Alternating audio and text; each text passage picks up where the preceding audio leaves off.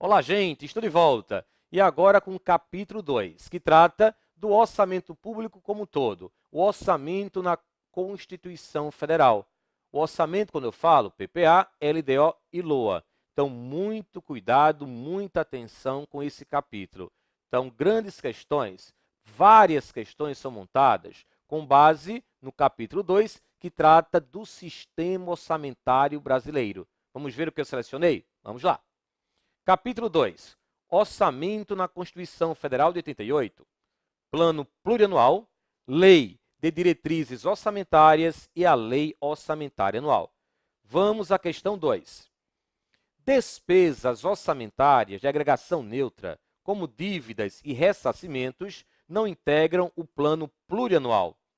Gente, o PPA está no nível estratégico e, como dito na obra, encontraremos programas no PPA e programas na Lei Orçamentária Anual. Mas, cuidado, a questão está correta porque observem o artigo 5º que conceituou os dois tipos de programas que temos atualmente, o temático e o programa de gestão, manutenção e serviços ao Estado.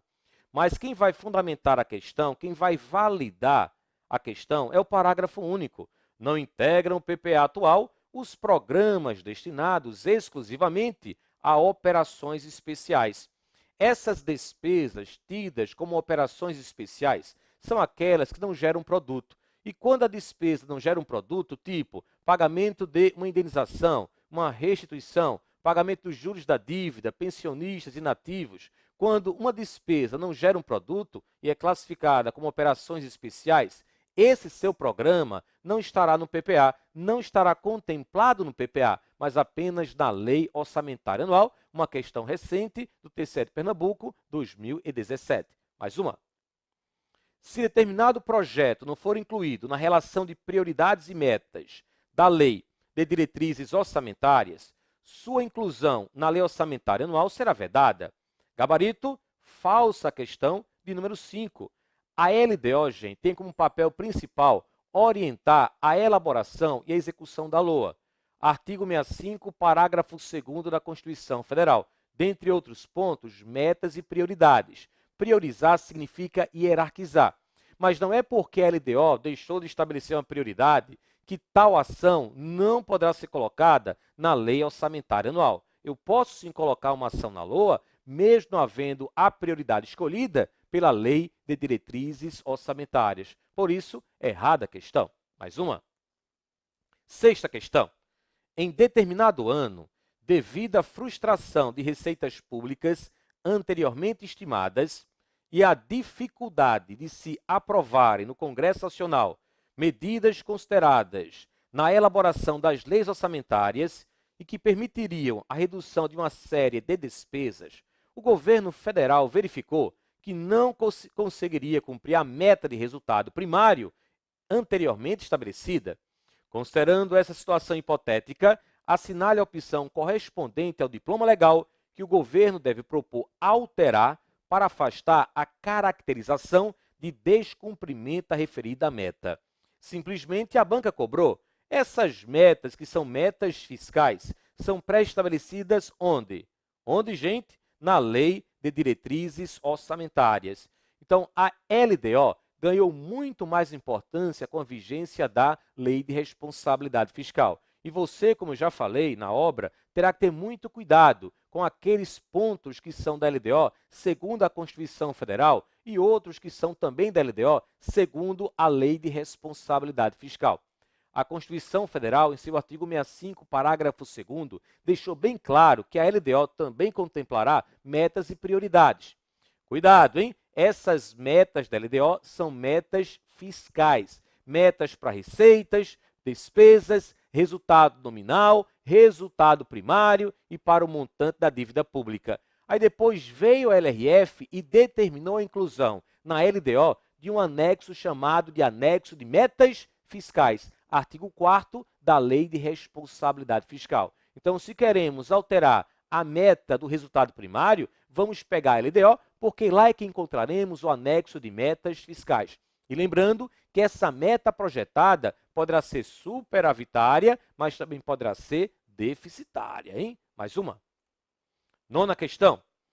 A função alocativa do orçamento visa a intervenção do governo na economia, com o objetivo de diminuir as desigualdades sociais no que se refere ao acesso à renda, bens e serviços públicos e benefícios da vida em sociedade. Ora, essa função tida como alocativa não está bem adequada com o texto que foi colocado na questão de número 9. Essa função não é alocativa. Nesse caso, é a função redistributiva ou simplesmente distributiva. O Estado, promovendo alterações na forma pela qual o sistema econômico distribui a renda gerada entre as pessoas, tentando reduzir desigualdades sociais e regionais. Como o mercado não tem interesse em resolver essas desigualdades, aí chamamos de falhas de mercado, o Estado faz interferindo na distribuição da renda. Um bom exemplo é a política tributária progressiva sobre a renda e com as transferências de renda, programas sociais como Bolsa Família, por exemplo. Outra situação acontece quando o governo coloca serviços gratuitos à disposição da população. A tributação, sob essa perspectiva, é um instrumento de justiça social. Então, gente, não vamos confundir com a função correta alocativa, que é essa aqui, ó. O Estado atua no sentido de fazer ajustamentos na alocação dos recursos produtivos. Estimular a produção de bens que o setor produtivo não tem interesse em produzir ou produzem em quantidades insuficientes. É a priorização das necessidades públicas a serem atendidas. É geralmente feito por meio da LOA, implementada por meio da política fiscal. Com essa função, o governo pode criar incentivos para desenvolver certos setores econômicos em relação a outros. Exemplos: construir estradas, obras de infraestrutura que necessitam de alto investimento e para o setor privado isso não é interessante. E alto risco, construção de escolas, hospitais, ferrovias, as PPPs, onde o Estado pode fornecer direto ou indiretamente esses bens. Também corrijam o gabarito, pois saiu errado na impressão, ok? Então, essa questão selecionada, a nona questão, está errada. O correto não é função alocativa. Pelo que está aí, seria função distributiva. Então, é errada a questão de número 9. Questão 19. De acordo com as disposições constitucionais e legais que regulam a matéria, a Lei de Diretrizes Orçamentárias, letra A, deve ser aprovada conjuntamente com a Lei Orçamentária Anual, complementando-a no que diz respeito à execução no decorrer do exercício financeiro em curso, juntamente com a LOA, não. Primeiro vem o PPA, depois vem a LDO, depois vem a LOA, havendo essa integração entre as leis. Letra B. Compõe o plano plurianual, contendo os principais programas e ações que extrapolam o exercício financeiro subsequente. LDO compõe o PPA? Claro que não. Cada lei tem a sua própria particularidade e são leis diferentes. Letra C. Constitui a peça subsequente à Lei Orçamentária Anual. Subsequente à LOA? Não. A LDO precede a Lei Orçamentária Anual. Letra D. Precede e orienta a elaboração da Lei Orçamentária Anual. Perfeito até aí. Estabelecendo, entre outros temas, metas e prioridades para o exercício financeiro subsequente. Perfeita a letra D, artigo 65, parágrafo 2º da Constituição Federal. E letra E, substitui a lei orçamentária. Negativo. Em nenhum momento a LDO irá substituir a lei orçamentária anual. Mais uma, questão 20.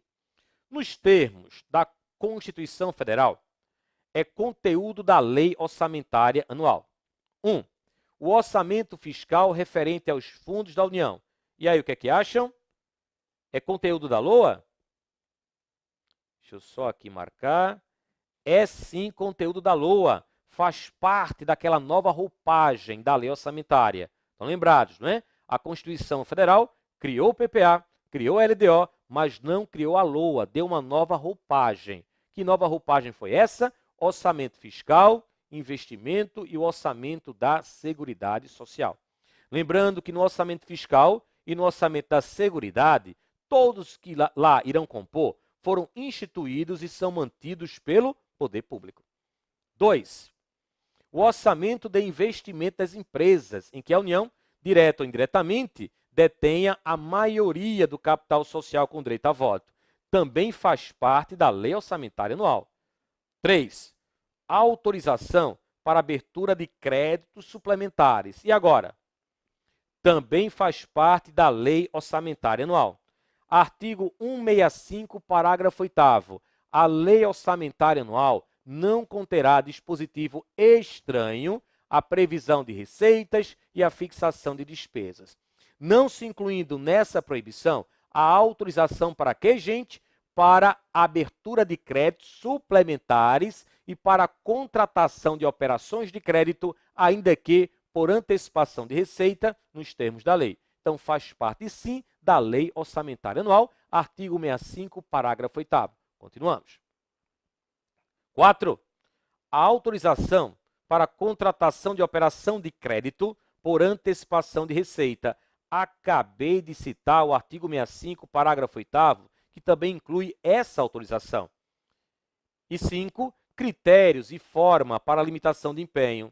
Opa, nesse caso não. Critérios e forma para a limitação de empenho, isso aí é da LDO. Portanto, o gabarito é da letra A. Pode marcar a letra A como gabarito.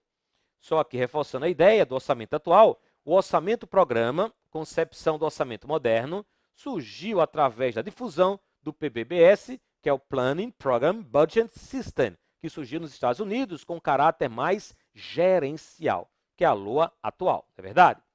Bem, e assim fechamos mais um capítulo, capítulo 2, que trata do orçamento na Constituição Federal. Leiam bastante os artigos 65 ao 69, como eu já recomendei, dentro lá da leitura da nossa obra. E você estará apto a realizar as provas que estão cobrando por aí, o orçamento público, a administração financeira e orçamentária. Daqui a pouco eu volto com outro capítulo, falarei de princípios orçamentários. Até já!